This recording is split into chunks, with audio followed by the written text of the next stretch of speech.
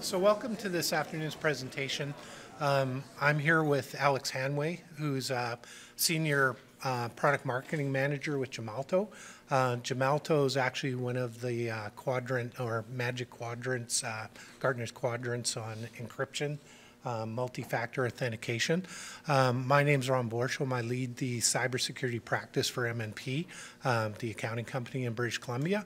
I'm also part of the national team, so we actually are across Canada and work primarily with a lot of merchants and service providers. Presentations these days always start off with the doom and gloom. Everything's getting worse, and we're losing the battle. And I've been hearing that for a good 5-6 years, and it's the most boring thing to hear at the start of a presentation. I kind of have a different view on it.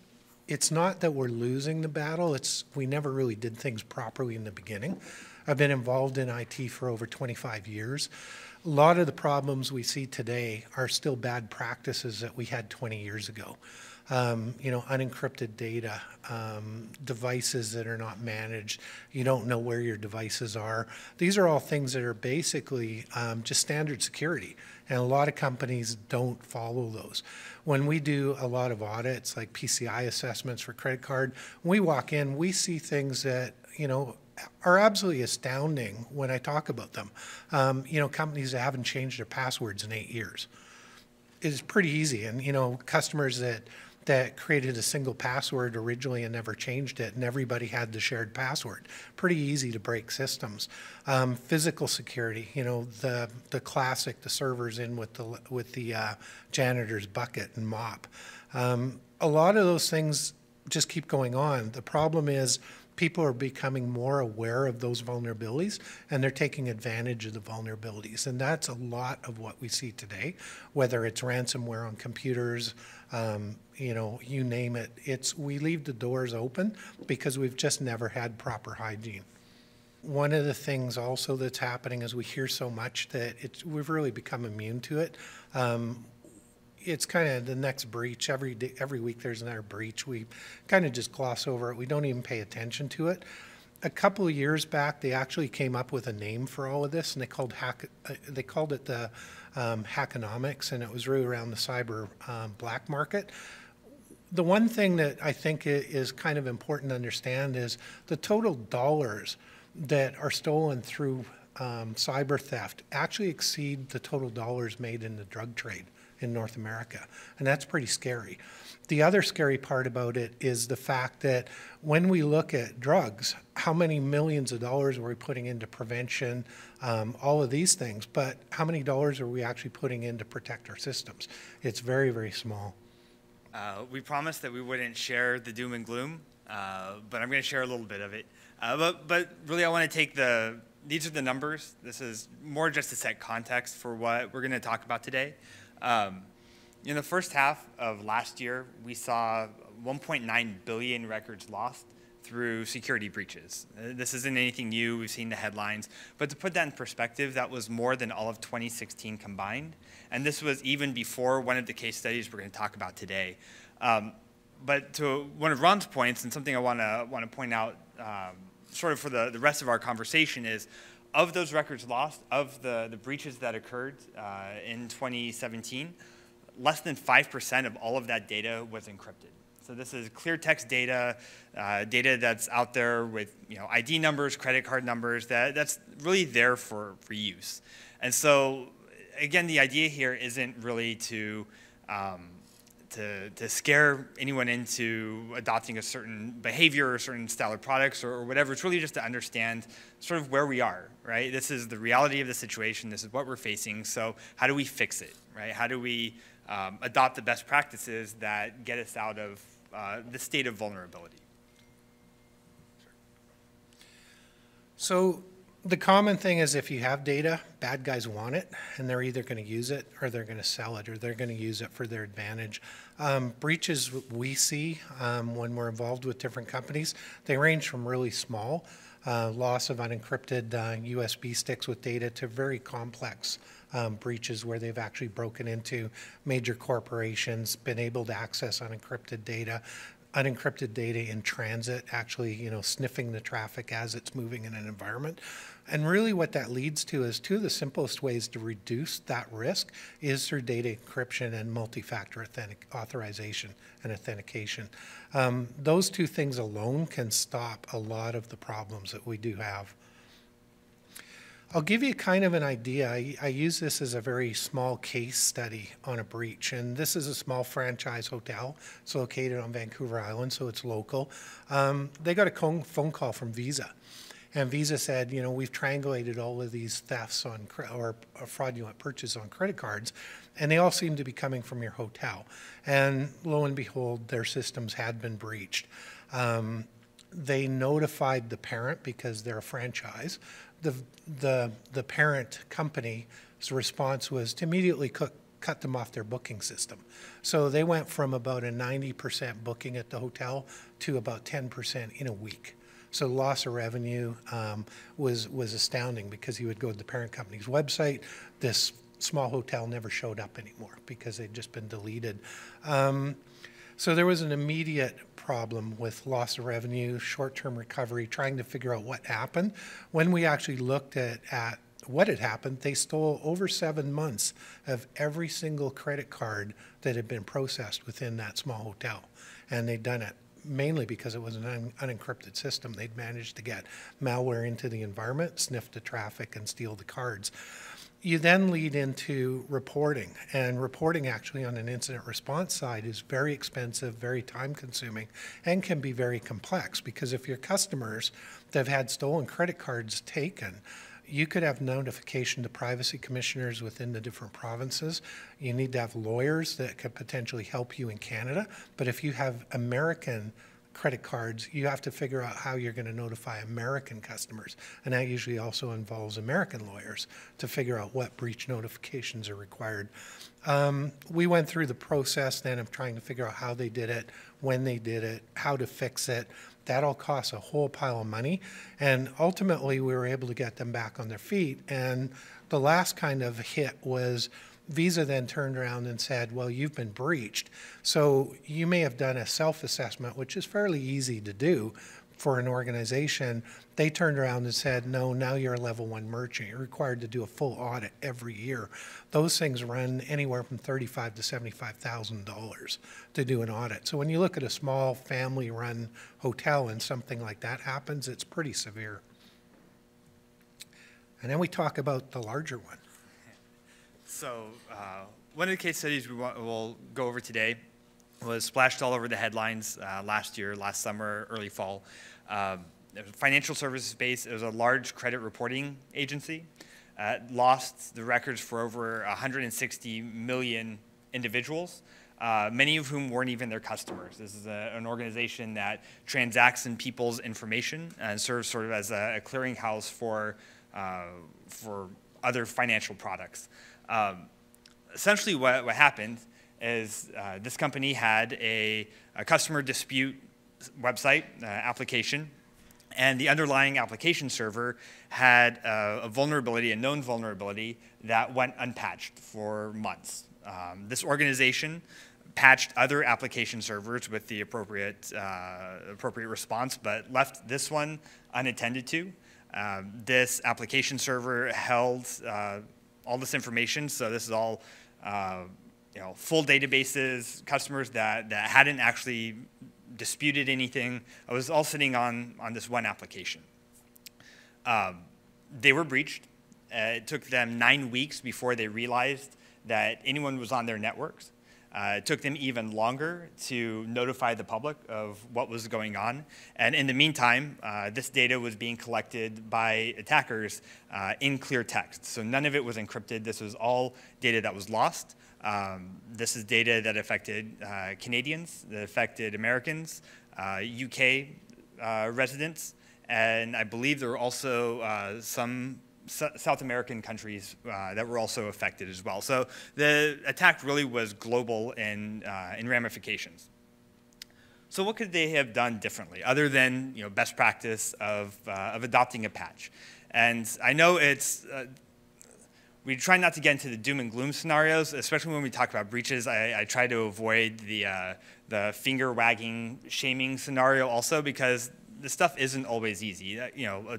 Applying a patch might be straightforward in theory, but if we think about an application, that's an application. They have to apply the patch, they have to recompile it, they have to test it, they have to move it to development and QA and production and all that, and that does take time, especially when you're looking at an organization that's handling millions of requests for millions of records. So take a little bit of pressure off the victim here. But what could they have done differently? Well, in this scenario, encryption could have been a viable option that really would have gone a long way to securing the data for those 160 million people. So the first step is to understand that by applying encryption at the application layer, you're incorporating the ability to encrypt directly into the application. So first, it's compiled into the application.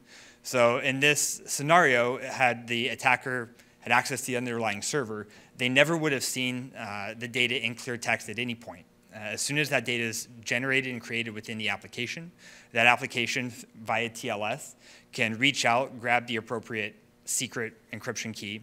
They can obfuscate the data, and then wherever that data travels from the application forward, whether it's in memory or whether it's down to the database, the file system, or eventually into storage, it's moving through in an encrypted state, in an obfuscated state. So an attacker sitting on that application server wouldn't have ever had access to anything viably useful for them. What's also important to note is that a lot of the permissions to enjoy encryption are also compiled into the application. So it doesn't matter, again, how long they were on the network at any point. They wouldn't have been able to see that data in clear text.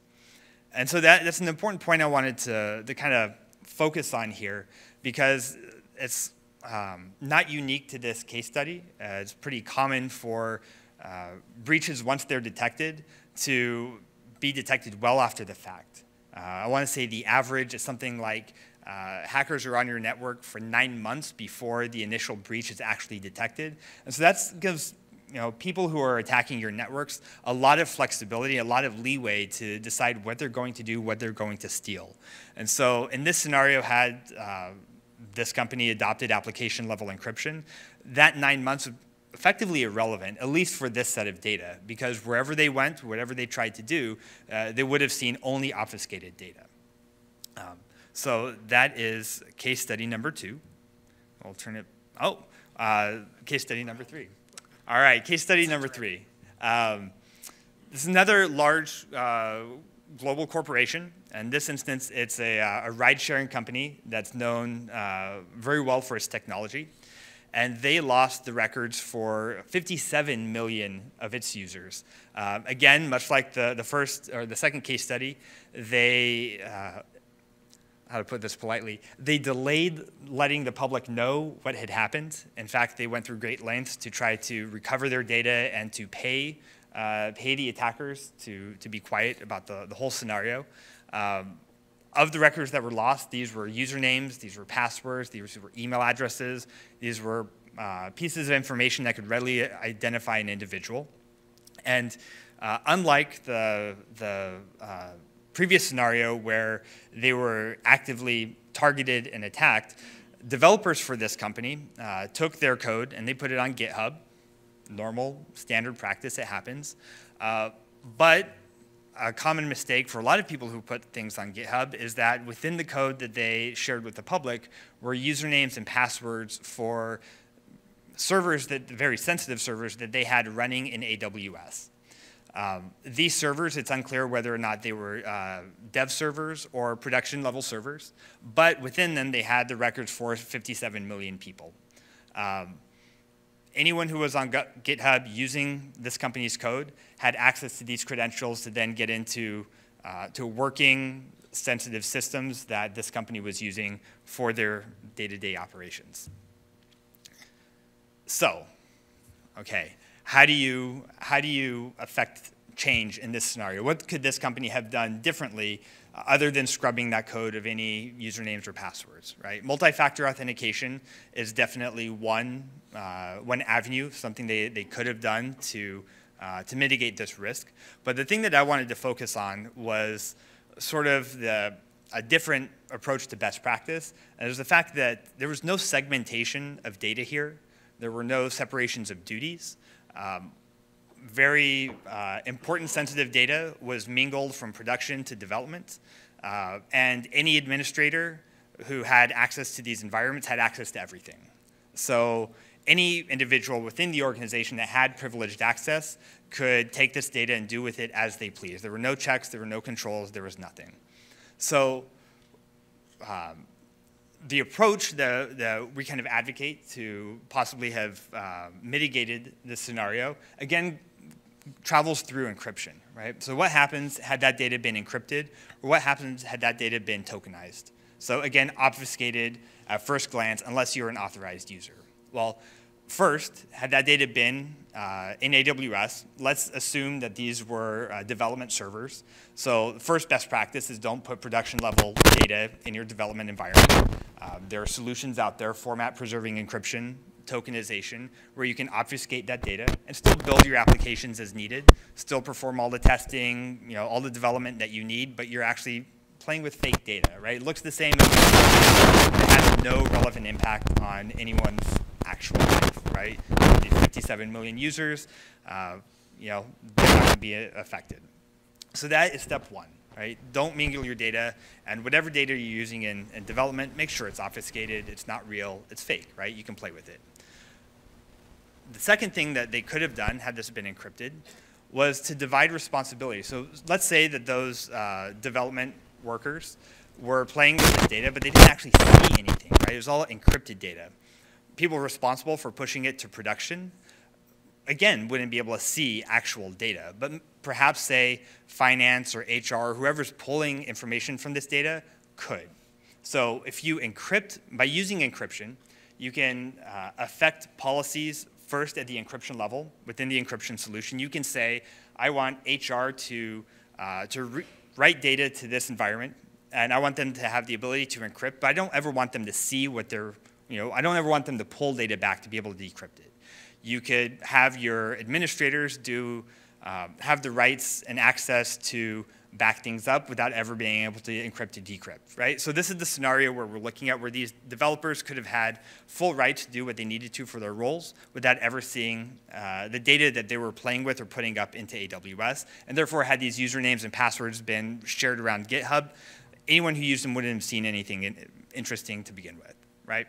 And then last would be playing with dual controls. So had these individuals had access to these environments, if they ever wanted to decrypt that data for any viable reason, they would have needed the approval and the credentials of another security administrator. All right? So again, had encryption actually been applied to this data, there have been all sorts of layers of controls that they could have adopted. So again, had these credentials been out in the wild, they would have still maintained control of their data.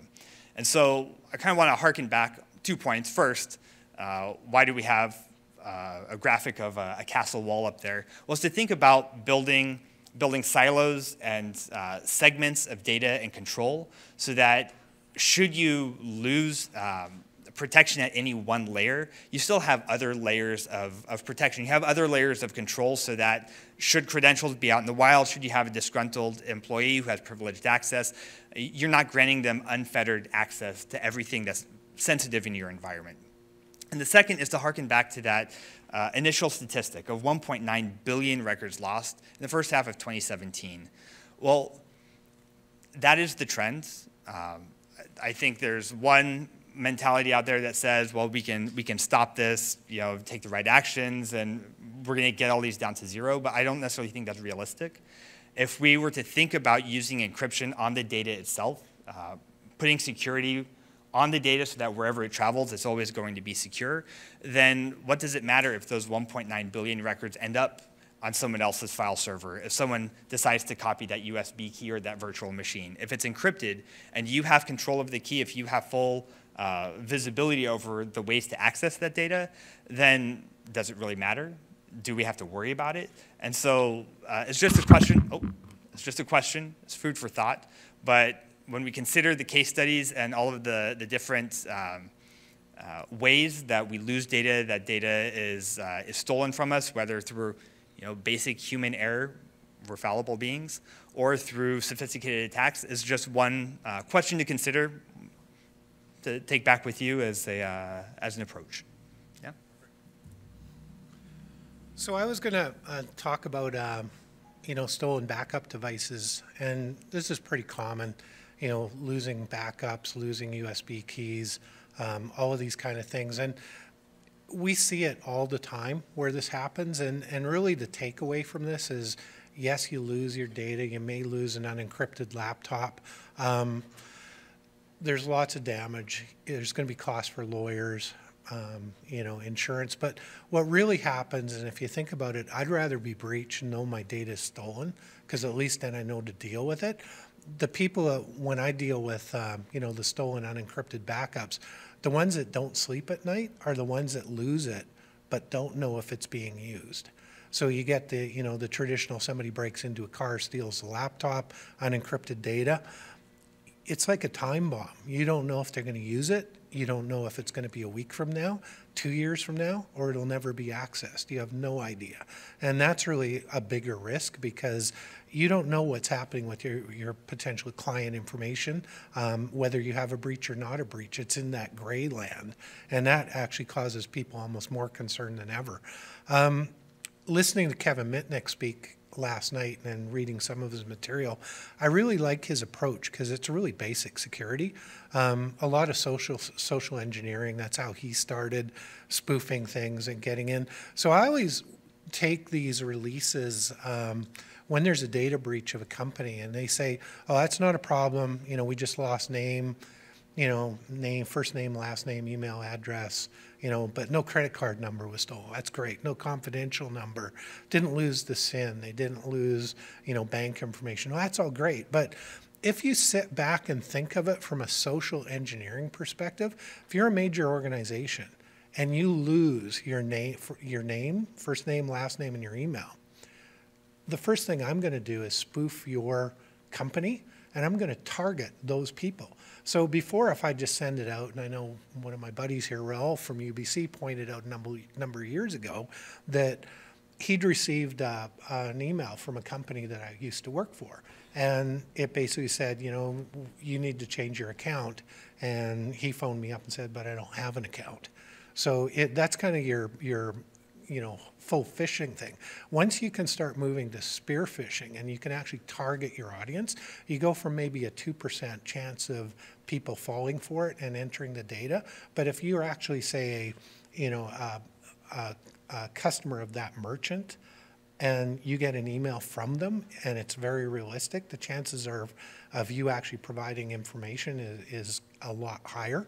So I always kind of look at it, it's not just the confidential information, it's some of that other information. Anything to do, your name, email, address, any of that's just as important as the credit card, because it's potentially exposing you to attacks. And a lot of people aren't aware of that. And it is a concern, because as Alex was pointing out, 50 million records, 50 million names and emails, that's great. That's how they're going to target, and that's what they're going to go after, and they'll have a much higher success rate.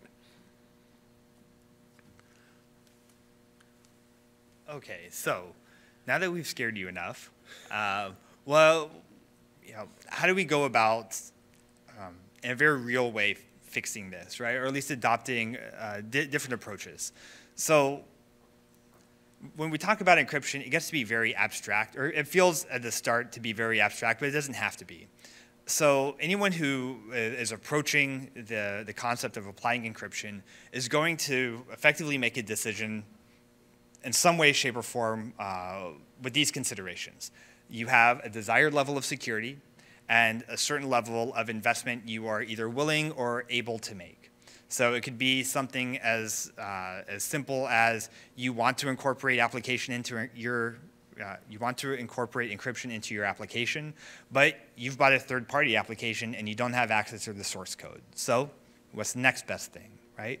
Or it could be something as simple as I'm concerned about my laptop being stolen, and so I just have to apply encryption on the disk. So someone, if they break my car window, they take it, they run off with it, I don't have to worry about it.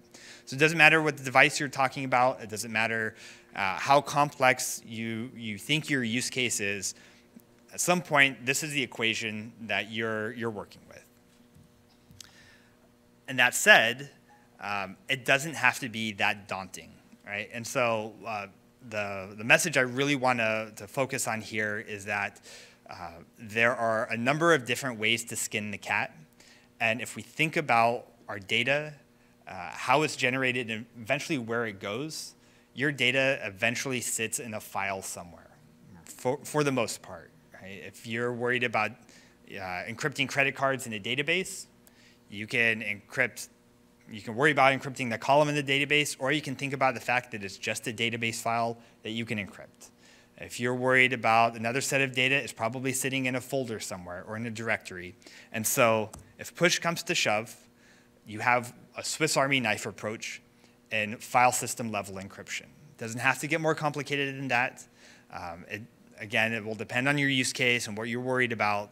But at the end of the day, a very viable solution to keeping a lot of your data safe, with you in control, with all of the flexibility that you need 90% of the time, this will be a very viable approach. So now that that's demystified, it feels a little less scary. Let's get into a little bit of the fundamentals, the best practice. So there are two things to think about when you're thinking about encryption. The first is actually the encryption itself, right? It's securing data. It's putting the security on the data itself so that wherever it goes, it's safe, you're in control. But I also like to think of this as encryption is the commodity.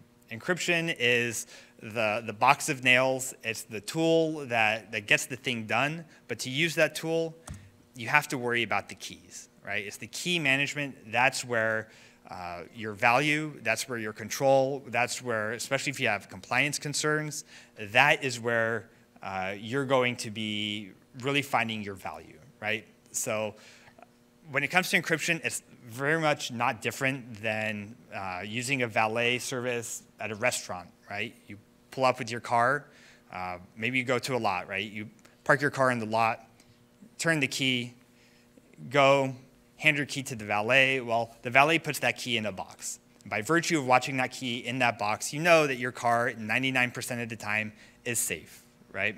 Even if someone breaks the window, they're probably not going to be able to start, especially modern cars, not be able to start the car without that key. Well, encryption and key management are the exact same thing.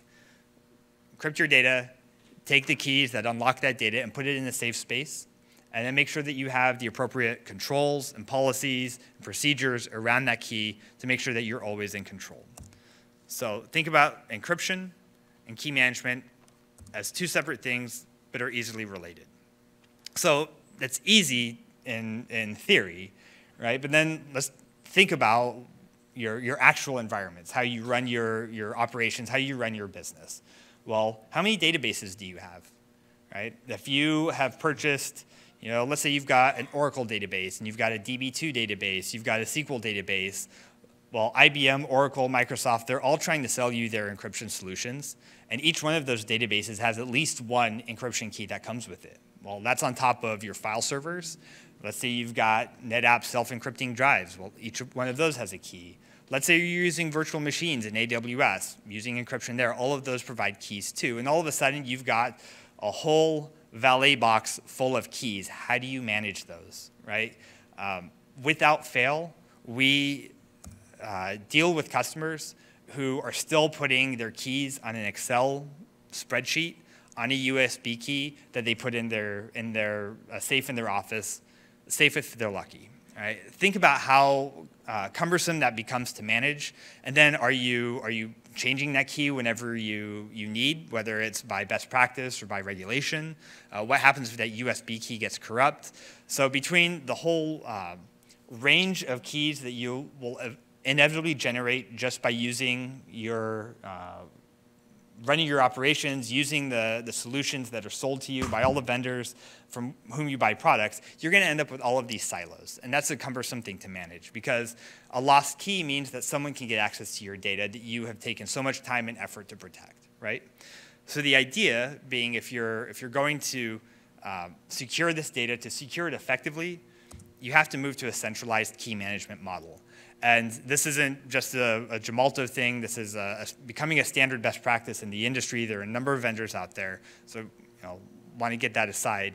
It really is pulling all of those keys, all of those master secrets into one environment that you can monitor, that you can control, that you can add security and layers around to just strengthen what you can do, both from a security perspective, but also from a usability perspective. When we think about the separations of duties, as I referred to earlier, well, that all happens at the key level. That happens by saying that your database administrator can have the secret that unlocks data in their database or not, right? Or same with the storage administrator, or whomever. So it all goes from taking all of those collections of keys, all of those silos, breaking them down, and putting them into one place.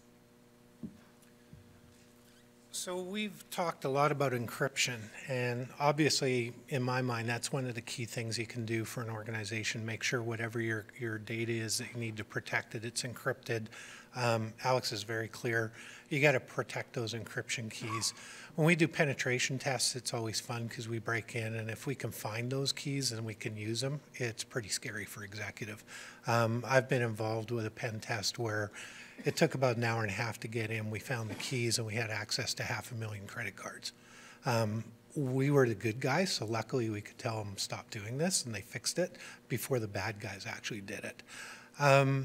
Encryption or multi-factor authentication is another component, and it's a really interesting thing because it's evolving, and we're all seeing it from the iPhone X with facial recognition, unlock the phone, biometrics, your Nexus card if you fly, they've got your eyeballs, they've got your fingerprints, all of these kind of things.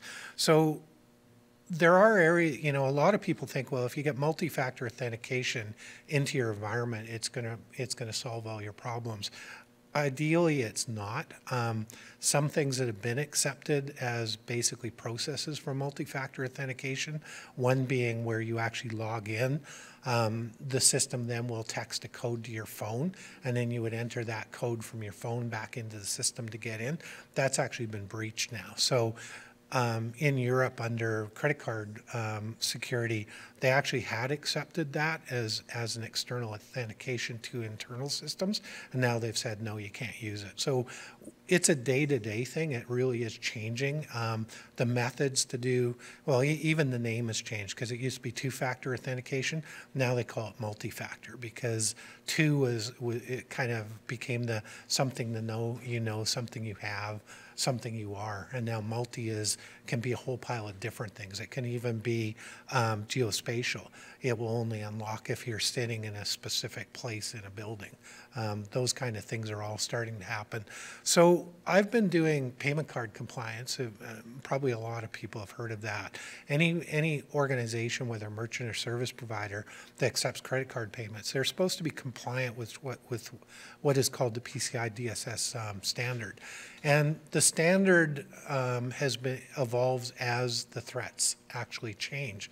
So one of the things that they have done, and this is a requirement coming up in January 31st, 2018, you're always required to have multi-factor authentication when you're going from outside your organization to the internal systems in your cardholder data environment. And that kind of made sense because if you're just logging in and you've got a port that you're going to, you can do brute force attacks, you can do slow attacks where they try to break in once an hour. Eventually they're going to get through. So with multi-factor, it really makes it harder for them to get through the door.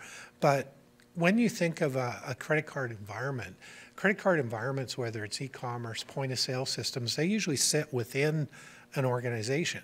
And those organizations used to be flat and everything connected. So that was a problem. So segmentation arose. And that's something Alex talked about, creating that segmentation, the castle walls. So PCI required you to segment those systems that either process, transmit, or store cardholder data. What they've now said is that you can't even trust your people inside. So if you have admins that are responsible for patching those servers that are within the cardholder data environment, even internally as of January 31st, 2018, you have to have multi-factor authentication within your organization. So that means an admin would actually have to have secondary authentication to get to any of those devices in the cardholder data. I think in the 10 years I've been involved, this one's probably going to be the best one that I've seen so far, because potentially what happens is they breach your outer layer, they get to your inner layer, and they may be in workstations, and then from those workstations, then they'll attack the cardholder data environment. And that's traditionally through, can I figure out a username and a password? As Kevin kind of, Mitnick pointed out last night, pretty easy to figure that out and figure out who works there and start creating that attack through social engineering, go after the HR people, figure out who they are, figure out what their usernames are, and go through. But with the two-factor, if you actually have to have something else, it makes it almost impossible to jump from your internal network into your cardholder data environment. So it's a big change that's happening. A lot of merchants and service providers aren't aware of it, and that's going to cause a real problem next year, because assessors, especially if you're a large merchant and you have to do a report on compliance and get an audit done, if we walk in and we look at it and you don't have this in place, we fail you, and then you're going to have to strongly look at your environments and actually implement this. All right, so the last note before we wrap up is sort of also a continuation of the PCI slide, because PCI also does go into how you're either encrypting your data, how you're rotating the keys, how often you're rotating the keys, or reducing scope through tokenization. The point I wanted to end on today is really there are multiple ways to skin the cat, and it's not as daunting as it may seem from the outset. So we'll take 3 basic use cases just to start. If you have credit card numbers in an SQL database, maybe you need to secure them for PCI, right? You've got 6 different approaches to solving that problem, right? At the application layer down to full disk encryption of a virtual machine, depending on what you're doing, right? Let's say you have a non-relational database. You're dabbling in big data, and you need to encrypt it. Well, you've got 4 different ways to do that, 4 different approaches. Maybe you have a basic file encryption use case. You're securing your own intellectual property somewhere. You've got 5 different ways that you can do that.